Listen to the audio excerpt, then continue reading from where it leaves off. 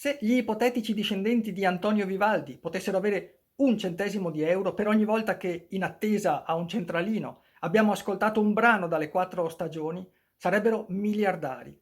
Eppure il grande pubblico conosce quasi solo quelle e non conosce le altre centinaia di concerti, opere, pagine musicali o di musica sacra che Vivaldi scrisse nel corso di una intera esistenza, divenendo lui stesso ispirazione per altri compositori, non ultimo Johann Sebastian Bach.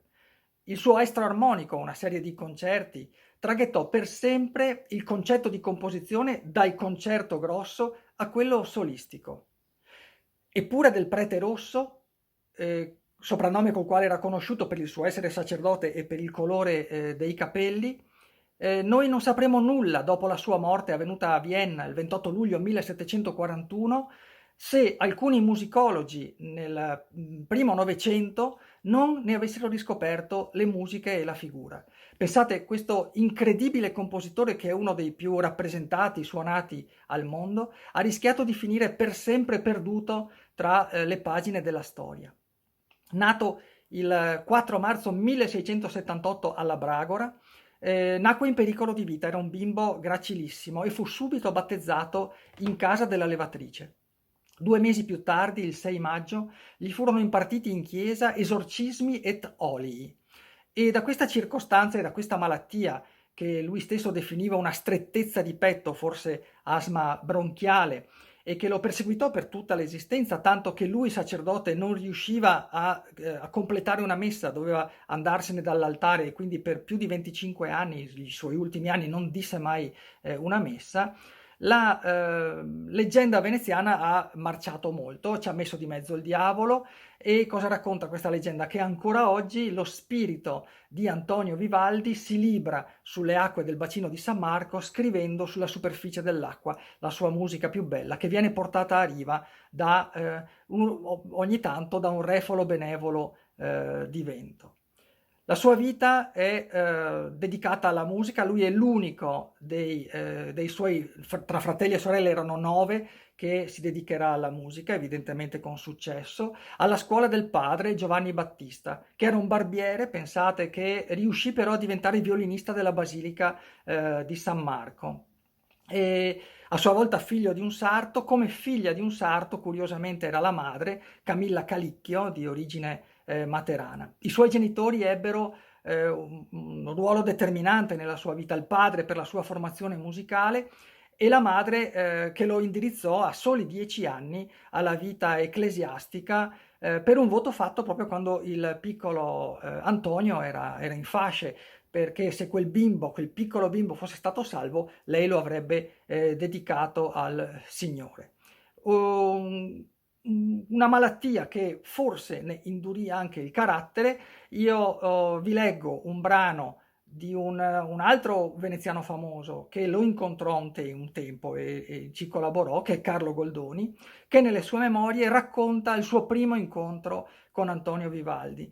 Goldoni viene incaricato da un Grimani, che è proprietario di un teatro veneziano, il San Giovanni Grisostomo, oggi Teatro Malibran, perché deve rivedere il testo della Griselda di Apostolo Zeno e adattarlo alla cantante preferita, la favorita di Antonio Vivaldi, che era Nina Giraud.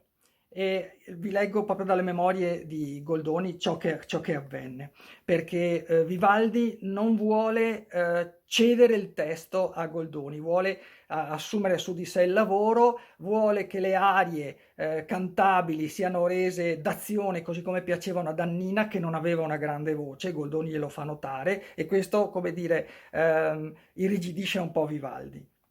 Mi venne un poco di collera, questo è Goldoni che racconta, e gli replicai con faccia tosta: mi dia il calamaio e tirai di tasca una lettera, stracciando da quella un pezzo di carta bianca.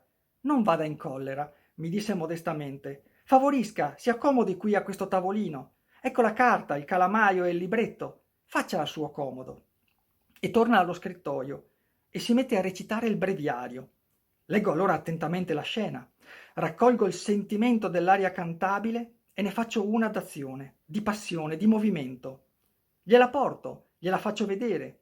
Tiene con la dritta il breviario, con la sinistra il mio foglio, legge piano e finito di leggere, getta il breviario in un canto, si leva, mi abbraccia, corre alla porta, chiama la signora Annina, viene la signora Annina e la signora Paolina sorella, legge loro l'arietta gridando forte: l'ha fatta qui, l'ha fatta qui! E nuovamente mi abbraccia e mi dice bravo e sono diventato il suo caro, il suo poeta, il suo confidente e non mi ha più abbandonato. Ho poi assassinato il dramma del Zeno quanto e come ha voluto. In un crescendo di successi, di viaggi all'estero, di commissioni, non va dimenticato che Antonio Vivaldi dal 1703 diventa maestro del coro delle Putte all'Istituto della Pietà, dove le ragazze orfane o abbandonate venivano formate alla musica. È anche qui che lui può sperimentare appunto i suoi virtuosismi musicali con queste ragazze che erano decisamente delle musiciste straordinarie. Malgrado ciò, e malgrado anche la sua fama internazionale, a Venezia lui era ritenuto più un bravo violinista che non un bravo compositore.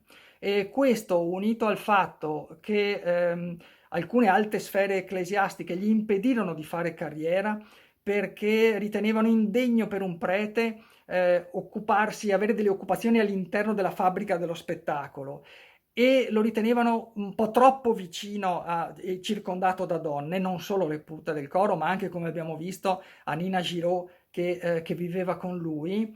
Insomma, amareggiato per queste circostanze, nel 1740 decide di lasciare Venezia per raggiungere Vienna, per andare alla corte di Carlo VI, che invece ne apprezza l'ingegno.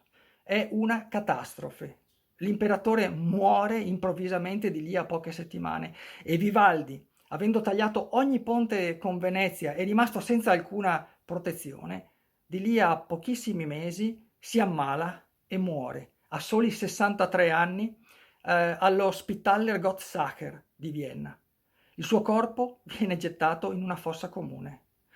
Oggi sulle rovine dello Spitaler è stato costruito l'Hotel Sacher e quindi ricordatevene quando andrete a Vienna e gusterete una fetta della celebre torta fra le mura dell'Hotel Sacher, che lì sotto, da qualche parte, può ancora esserci ciò che rimane di uno dei più grandi compositori della storia, Antonio Vivaldi.